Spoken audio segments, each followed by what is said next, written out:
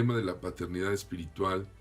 Y un mentor cultiva y va a cuidar a su discípulo. Si es posible, lo va a cuidar como un hijo ministerial, se va a tratar de reproducir en él.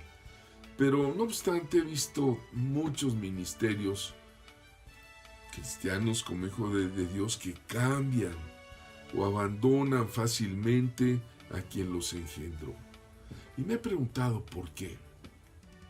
La respuesta es porque no se desarrolló una paternidad genuina.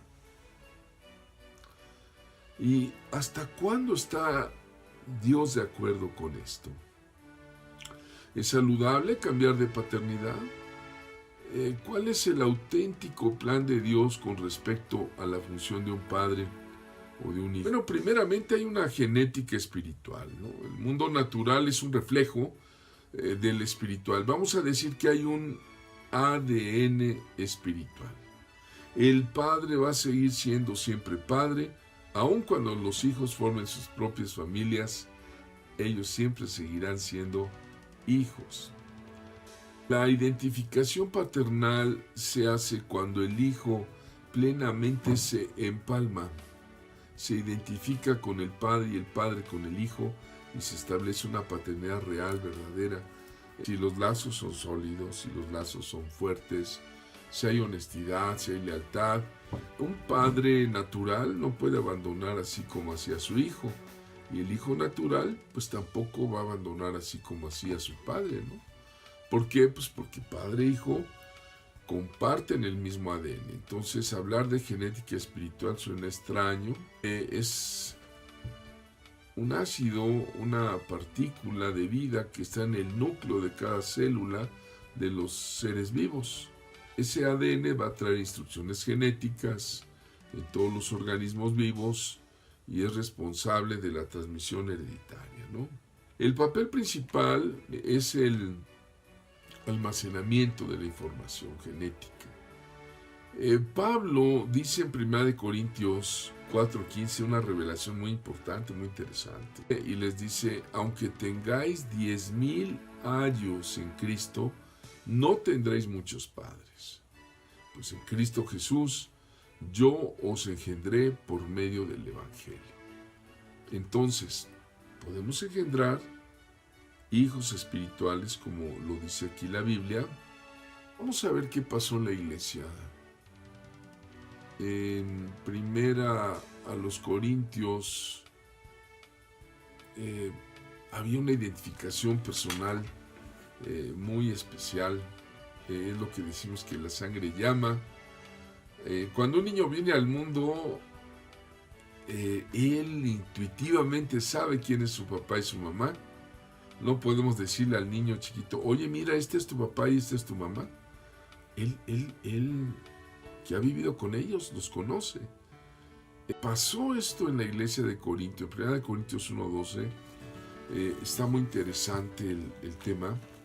Dice, quiero decir, a cada uno de ustedes dice, yo soy de Pablo, y yo de Apolos, y yo de Cefas, y yo de Cristo. Los genes traen la marca del padre, ¿no? Pablo engendró a Onésimo, ¿no? En Filemón 1:10 dice, te ruego por mi hijo Onésimo, a quien engendré en mis prisiones. Se usa Pablo una palabra griega que es genao, y esa palabra engendrar le está diciendo que los hijos espirituales tienen rasgos de su padre espiritual, ¿no? En algunas organizaciones cristianas, hoy día en las iglesias, vemos la influencia que tiene la iglesia sobre la vida espiritual del creyente que asiste a ella. Algunas ven un énfasis en la adoración, la alabanza. Otras son iglesias de guerra espiritual. Otros son puramente evangelistas, ¿verdad? Y cada iglesia va transmitiendo algo de lo que el padre espiritual tiene. Las reglas paternales. Los padres en una familia siempre van a enseñar las reglas y aplicar las reglas. Las reglas en la Biblia se usan con la palabra canon. canon es un conjunto de reglas, de normas, de preceptos, principios. En Gálatas 6:16 Pablo dice, y a todos los que anden conforme a esta regla, a este canon, paz y misericordia hacia ellos y al Israel de Dios. Mira, cada padre tiene reglas en casa. Por ejemplo, el padre dice, miren, este va a ser el horario, estos son los amigos que quiero que te juntes con ellos, a decir algunas reglas sobre el tipo de diversión, de ver programas, cuáles programas. Es importante definir las reglas para que los hijos anden en este comportamiento. Sin embargo, hoy día el individualismo entre los creyentes, ese sentido de que mi cobertura es el Espíritu Santo, yo no le voy a dar cuenta a ningún hombre, el orgullo espiritual, la soberbia, la rebeldía y otros muchos obstáculos son enemigos de observar las reglas paternales. Un verdadero hijo en la fe va a llevar impregnado en su corazón esa gratitud, ese amor hacia su Padre espiritual, ese respeto, ese honor, y cuanto más si el Padre ha servido al Señor, le ama, ora por Él, le dio vida espiritual. Hoy día, desafortunadamente, ya no hay mucho respeto entre los ministerios, de manera que si un hijo comete una falta, se le quiere restituir o se le quiere amonestar, el hijo muchas veces dice, pues lo dejo, me cambio de padre, y pues yo sigo mi camino, con fin de evitar la sanción, solamente cambia de padre y no se deja restaurar. Por otro lado, cuando hay respeto en los ministerios paternales, llámese pastoral o apostólico, y si un hijo quiere cambiar de padre, debe haber un honor, una regla que debe de existir entre apóstoles y pastores, de no recibir hijos de otro padre, a menos que el otro esté de acuerdo, que los ha soltado. En Romanos 15:20 Pablo decía, yo me esforcé en predicar el Evangelio, no donde Cristo ya hubiese sido nombrado, para no edificar sobre el fundamento ajeno. Los hijos que abandonan el hogar en rebeldía van a sufrir mucho. Se van a enfrentar con situaciones difíciles, adversas, y muchas veces el único sostén que los ampara es el enorme ego que tienen, y tarde o temprano Dios va a tratar con ese ego.